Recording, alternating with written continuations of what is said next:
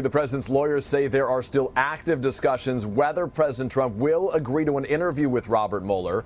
But even though the president has said before 100% he'd be up for it, his lawyers are now reportedly counseling him against it.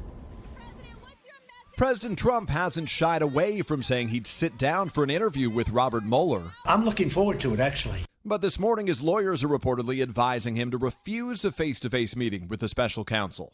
According to the New York Times, 4 people familiar with the matter say the president's lawyers are concerned Mr. Trump, who has a history of making false and conflicting statements, could be charged with lying to investigators. If the president takes his lawyers' advice, it might set up a dramatic showdown, a legal battle that could go all the way to the Supreme Court if Mueller decides to subpoena President Trump to testify before a grand jury.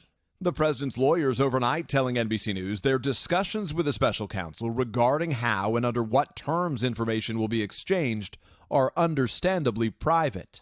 The president spending Monday on the road in Cincinnati, touting his new tax law, but also mocking Democrats for their stone-faced reaction during his State of the Union, where he highlighted low unemployment numbers. They were like death and un-American.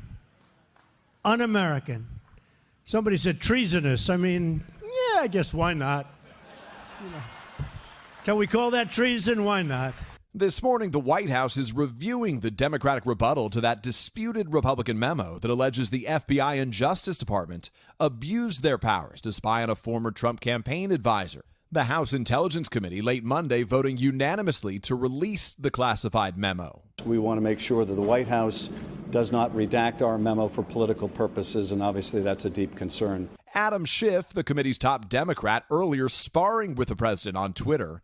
Mr. Trump lashing out first, accusing the California congressman of illegally leaking confidential information, warning he must be stopped. Schiff's dismissive reply: instead of tweeting false smears the American people would appreciate if you turned off the TV and helped solve the funding crisis, protected dreamers, or really anything else. Despite several members of the president's own party saying the GOP memo does not vindicate him in the Russia inquiry, as he's insisted, President Trump keeps claiming otherwise. We caught him. Oh, it's so much fun. We're like the great sleuth.